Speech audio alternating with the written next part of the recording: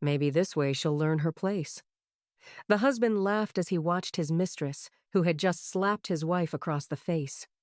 But minutes later, the wife began her revenge. What country are you watching from? We love reading your comments and knowing where you're joining us from for this story. While the sound of keyboards echoed through the silent office, Zalani signed the last document. Her hands trembled slightly, not from nervousness, but from the adrenaline coursing through her veins. After years of humiliation, the moment had finally arrived. The clock on the wall read 3. 0 inches the morning. In a few hours, Cassius Sterling would wake up to discover that his perfect world had completely collapsed. Zalani closed the folder containing the newly signed papers. And for the first time in years, she smiled. It was a smile she hadn't shown anyone. A smile that carried the weight of a meticulously planned revenge. She picked up the phone and dialed a number she knew by heart.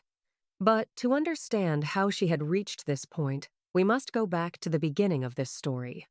6 months before that decisive night, the alarm clock rang at 6:30 inches the morning, just as it had, every day, for 15 years. Zalani slept silently out of bed, careful not to wake Cassius, who was sleeping soundly beside her. Her movements were precise and calculated, the result of years perfecting the art of being invisible in her own home.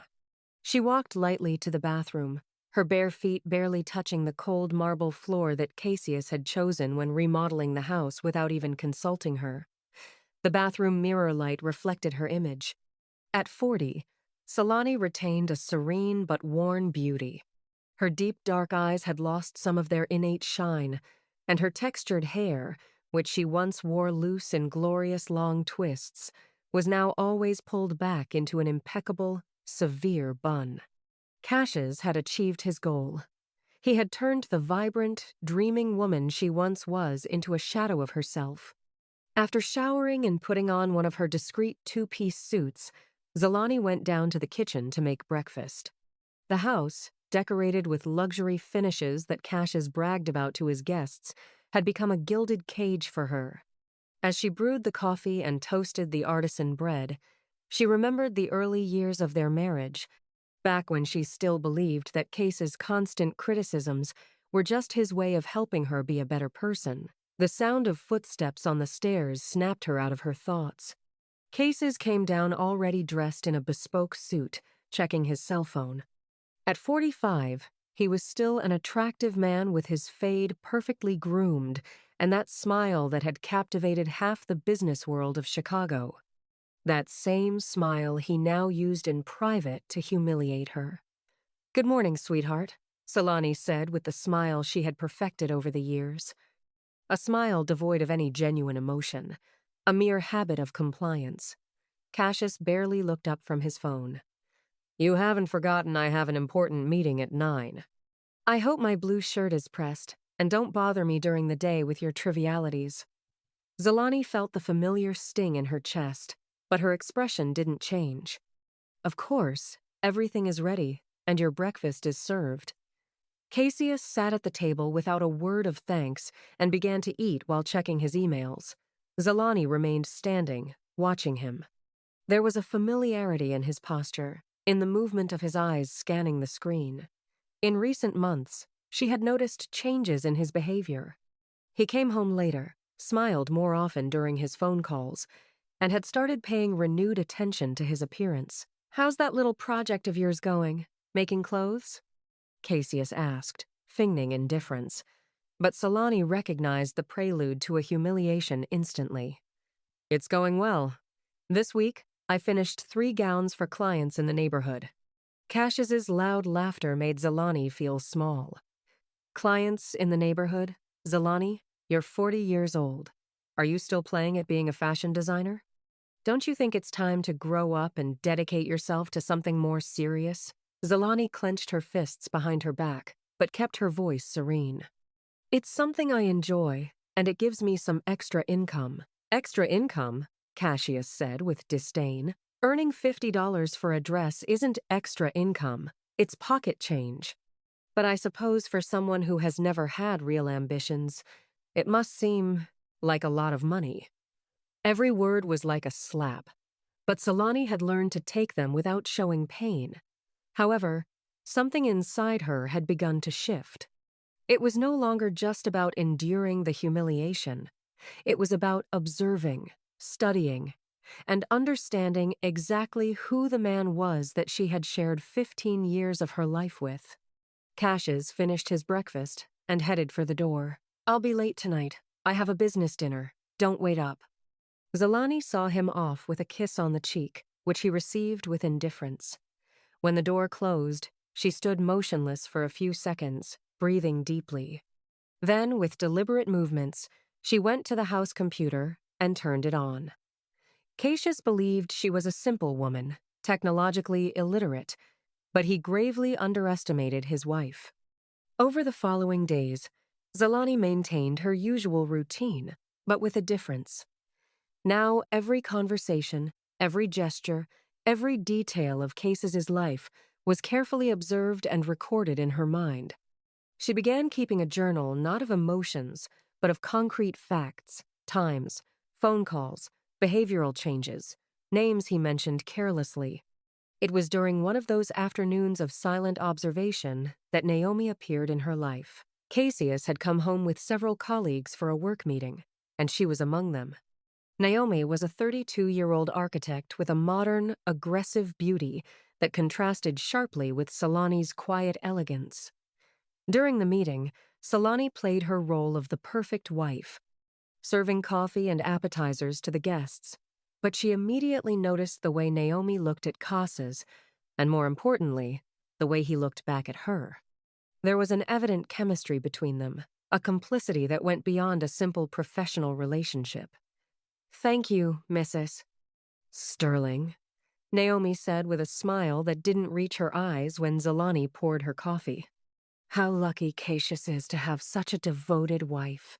The word devoted was pronounced with barely disguised disdain. Zalani smiled politely and continued serving the others, but she caught the message perfectly. Naomi not only knew her place in Cassius's life, but felt superior to her. That night, after the guests left, Zalani pretended to be asleep when Cassius got into bed. She heard him checking his phone and saw the screen's light illuminate his face. He was smiling in a way he hadn't smiled at her in years. When he finally fell asleep, Zalani got up in silence and went to her studio in the basement. There, surrounded by fabrics and patterns, Zalani allowed herself to feel the rage she had repressed for years. But it wasn't a destructive rage. It was a cold, calculating anger. She picked up her phone and dialed a number she hadn't used in years. "Sequoia, it's Solani. I know it's late, but can we talk about something important? Could we meet tomorrow?" Sequoia had been her sorority sister at Howard University and was now one of the most respected attorneys in the city. They had lost touch during Zalani's marriage, but now was the time to reclaim that friendship. The following days were a mix of seemingly normal routines and secret preparations. During the day, Solani maintained her role as the submissive wife, but at night, she investigated, planned, and prepared. She discovered that Cassius had started leaving important documents carelessly on his desk, allowing her to review them while he slept. That was how she discovered something that completely changed her perspective on her marriage. Some of Cassius's most successful projects had been developed on land that was technically jointly owned by both of them. Yet, he had managed the contracts as if he were the sole owner. Solani had signed papers for years, trusting her husband without reading them fully. But now she realized that legally she was entitled to a considerable fortune. Preparations for the awards gala began 3 weeks before the event. Cassius had been nominated as one of the most outstanding architects of the year, and of course, he expected Zalani to accompany him. However, his expectations regarding his wife's appearance were specific and humiliating. "I hope you don't wear one of your embarrassing rags," he said one morning during breakfast. "You know how these events are. All the important people will be there, and I can't let you make a bad impression on my account." Zalani decided to design and make her own gown for the She realized that legally she was entitled to a considerable fortune. Preparations for the awards gala began 3 weeks before the event. Cassius had been nominated as one of the most outstanding architects of the year, and of course, he expected Zolani to accompany him. However, his expectations regarding his wife's appearance were specific and humiliating.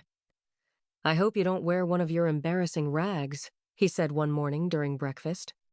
"You know how these events are. All the important people will be there, and I can't let you make a bad impression on my account." Zolani decided to design and make her own gown for the occasion. It was an ambitious project, a midnight blue evening gown with hand-embroidered gold details that took weeks to complete, but every stitch was made with a purpose. Every detail designed to prove she was much more than Cassius believed. While she sewed late into the night, Zolani wasn't just planning the details of the dress, but also the moves she would execute in the coming weeks. Sequoia had confirmed that her legal analysis was correct. Zolani was entitled to a substantial portion of Cassius's assets, and with the right strategy, she could claim much more than he could ever imagine. The night before the event, Zolani was in her studio putting the final touches on the dress. Cassius came down, probably to make some derogatory comment about her work, but he was left speechless for a moment upon seeing the finished gown. "Not bad," he said finally, though his tone couldn't hide his surprise. "I guess after so much time, you had to learn something." Zani didn't respond. She hung the dress carefully and headed for the stairs, but before going up, she stopped and turned toward Cases. "Tomorrow will be a very special night," she said with a smile he couldn't interpret. That night, Zolani stayed awake until very late, staring at the ceiling of her bedroom. Cassius slept deeply beside her, completely oblivious to what was coming. Galani got up quietly, went to the bathroom, and looked at herself in the mirror. The woman looking back was no longer the same one who had accepted years of humiliation. There was a determination in her eyes she had never felt before. Tomorrow, she told herself, tomorrow everything changes. She went back to bed, but didn't sleep. She watched Case's serene face as he slept. There was something almost poetic about the fact that he was resting peacefully, unaware that this would be the last night of his supposed superiority.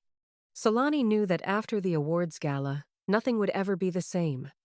The day of the event dawned with a clear sky and crisp air that seemed to foreshadow a positive change. Zolani woke up early as usual, but this time there was something different in her movements.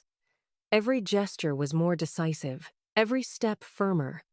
The time had come to take off the mask of submission she had worn for years. As she prepared for what would be the most important night of her life, Zolani looked at herself one last time in the mirror. The woman reflecting back was no longer the same one the story started with. She was someone completely new, someone who had waited patiently for years for the perfect moment. And that moment had finally arrived. The majestic Grand Sterling Hotel glittered with an elegance that only money can buy. Golden lights reflected in the polished marble lobby where the crème de la crème of the construction industry had gathered for the most important event of the year. Galani stepped out of the car with a grace that surprised even herself. The midnight blue dress she had made fit her body perfectly, and the gold embroidery caught the light of the chandeliers in a magical way.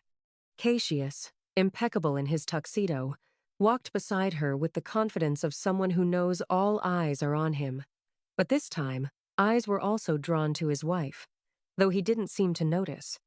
Zolani had achieved something she hadn't managed in years, standing out without apparent effort, radiating a natural elegance that was impossible to ignore. The hotel lobby was full of industry personalities. Architects, engineers, investors, and their partners chatted animatedly with glasses of champagne in hand. Zolani recognized several from photographs in trade magazines, but for the first time in years, she didn't feel out of place among them. "Cash is my friend," boomed a deep voice from the other side of the lobby. The president of the Builder Association, Mr. Washington, approached with open arms. Zolani knew this man was one of the most important figures at the event, and that his recognition could make or break careers. "Mr. Washington, what a pleasure to see you," Cassius replied with his most charismatic smile. "May I introduce my wife, Solani?" "Mrs. Sterling, it is an honor to finally meet you," said Mr. Washington, taking Solani's hand with genuine courtesy. "You look stunning tonight. That dress is a work of art." Solani felt a warmth she hadn't experienced in years. "Thank you very much, Mr. President. You are very kind. Where did you find such an exquisite piece? The tailoring is absolutely impeccable." Before Zolani could answer, Cassius intervened with a laugh that pretended to be casual, but sounded forced to her. "Ah, Zolani has her little hobbies. She likes to play with needle and thread." The way he pronounced the word hobbies provoked the familiar feeling of humiliation in Sani, but this time was different. Instead of shrinking away, she stood taller and smiled with a confidence that surprised both men. "Actually, I designed and made this dress myself," she said in a clear, firm voice. "Sewing isn't a simple hobby for me. It's a passion I've cultivated for years." Mr. Washington looked at her with renewed interest. "Amazing. Truly amazing. Do you happen to know the designer, Maria Elena Torres, who has done the interior design work for our luxury projects? I think you two should meet. You'd have a lot in common." Cassius remained by her side with an increasingly rigid smile, as Mr. Washington continued praising Solani's work. He wasn't used to his wife receiving this kind of attention, much less her handling it with such elegance. The conversation was interrupted by the arrival of more guests. Solani immediately recognized Naomi, who arrived with two colleagues from the firm. She wore a tight black dress that accentuated her athletic figure, and her hair was pulled back in a high ponytail that gave her a sophisticated but cold air. Naomi approached the group with the confidence of someone who knows they are welcome. "Mr. Washington, Cassius. What a joy to see you here," she said with a smile that didn't reach her eyes as her gaze landed briefly on Solani. "Naomi, you look fantastic tonight." Cassius responded with an enthusiasm that contrasted notably with the coldness with which he had received the compliments toward his wife. Solani watched the exchange with the attention she had perfected over months.